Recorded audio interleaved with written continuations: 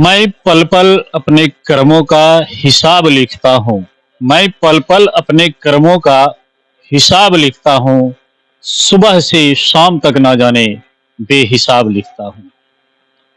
मैं पल पल अपने कर्मों का हिसाब लिखता हूँ। सुबह से शाम तक ना जाने बेहिसाब लिखता हूँ। यह बेदर्द जमाना है, क्या समझे दर्द जिंदगी को।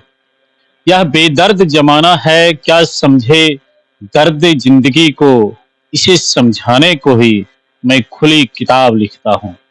ऐसे ही खुली किताब को पूरी दुनिया में लिखने वाले महान सरोद वादक पंडित पार्थो सारथी चौधरी जी हमारे साथ हैं, पश्चिम बंगाल से हैं। आज इनका भारद्वाज गुरुकुल में बच्चों के बीच, यहाँ के छात्र छात्राओं के बीच सरोद वादन का कार्यक्रम था। इनके साथ ही तबले पर संगत दे रहे थे प्राण गोपाल बंदोपाध्याय जी। हम दोनों को अपने चैनल में स्वागत करते हैं सर।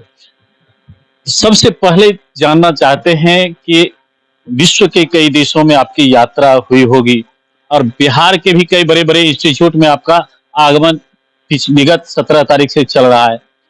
आज बेगूसराय की धरती पर भारद्वाज गुरुकुल में आपका कार्यक्रम था। यहाँ के बच्चों का संगीत के प्रति कैसा रुझान लगा?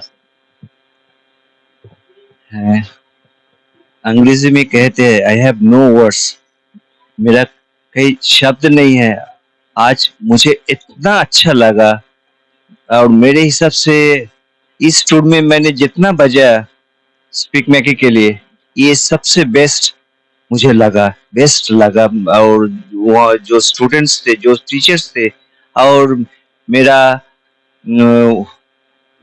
उनके प्रति बहुत बहुत सारे श्रद्धा, respect, love and prayers and अभिनंदन भरद्वाज फैमिली के लिए और उनके जो गुरुकुल है वो सारे स्टूडेंट्स के लिए मैं देना चाहता हूँ।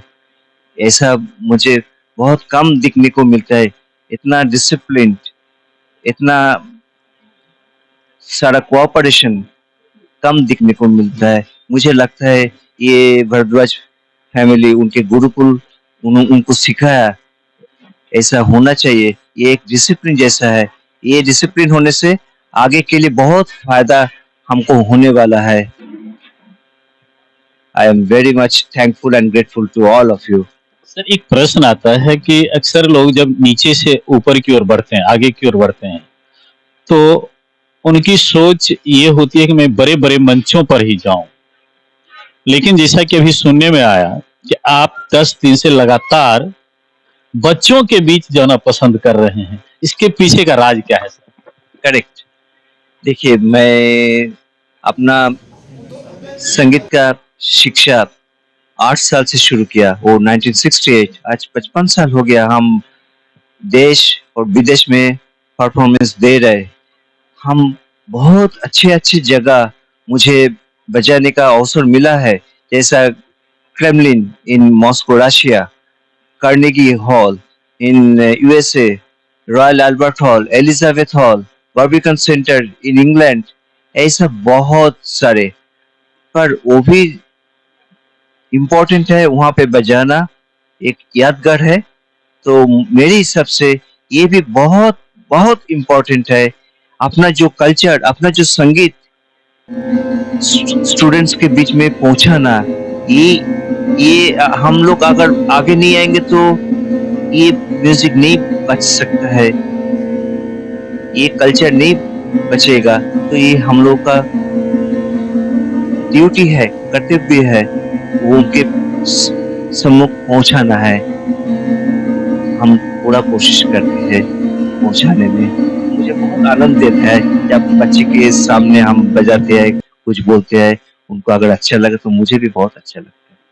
हमारे साथ हैं पार्थो सारथी चौधरी जी। सर, हमारे चैनल से आज जो आपको देख रहे हैं, उनको लगता होगा ये शख्स है कौन और किस विधा में है। उन थोड़ा अपना परिचय सर समझिए। जी, मैं कलकत्ता वेस्ट बंगाल से हूँ। जैसा आपने कहा, मेरा नाम पार्थ सारथी चौधरी, पर आजकल मुझे पार्थ सारथी नाम से जानते हैं। तो मेरे पिताजी से मैंने शिक्षा शुरू की, फिर उस्ताद ध्यानिश खान साहब जी से बहुत साल सीखे।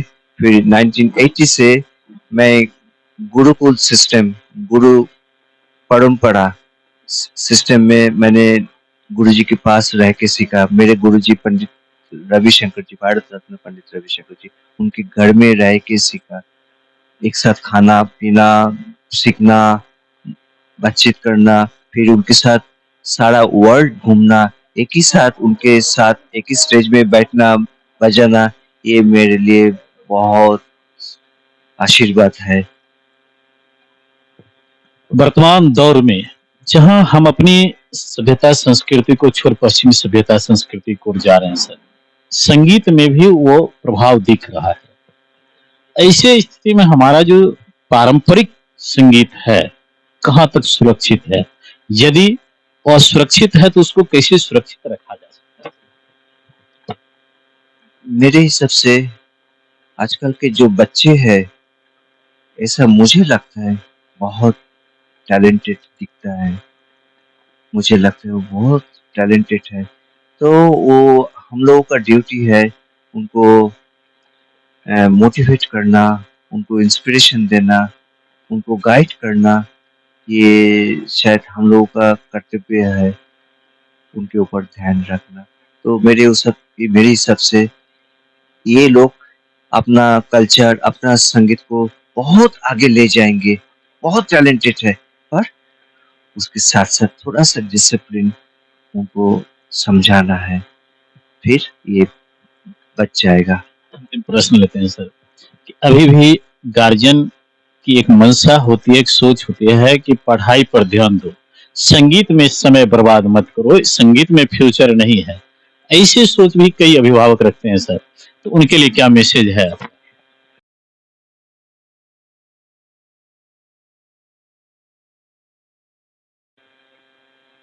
वो तो अपना-अपना सोच हो सकता है। मेरा पेरेंट्स का सोच थोड़ा-सा डिफरेंट था। तो मैंने तो पढ़ाई कर रहे थे, जब मेरा 8 साल हुआ, तब से मैंने सरक सीखना शुरू की पढ़ाई के साथ-साथ।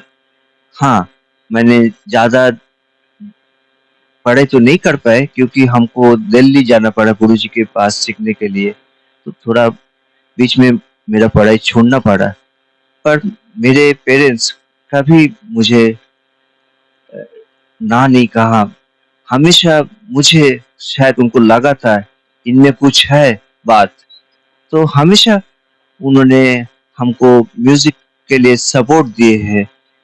पढ़ाई के लिए शायद मुझे कम मोटिवेट करते थे, जितना वो मुझे म्यूज़िक के लिए करते थे। तो पूरा सपोर्ट मुझे मिला था और मेरे हिसाब से हाँ, पढ़ाई सीखना बहुत ज़रूरी है, पर वो भी एक भाषा है, म्यूज़िक भी एक बहुत स्पेशल भाषा है, लैंग्वेज है। ये सीखना बहुत ज़रूरी है।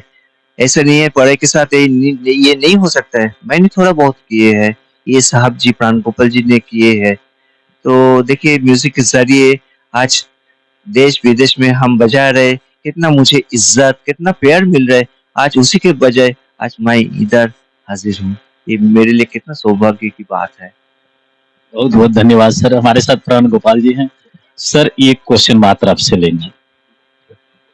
ये 10 उंगलियां हैं दोनों हाथ में सर, और 2 तलहट, इसमें कौन सी जादुई है कि अक्सर हम लोग देखते हैं कानों में दर्द करने लगता है, उठकर चाहते हैं बाहर चले जाएं, और आप जब बजा रहे थे तो निंद्रा आने लगी, नींद आने लगी।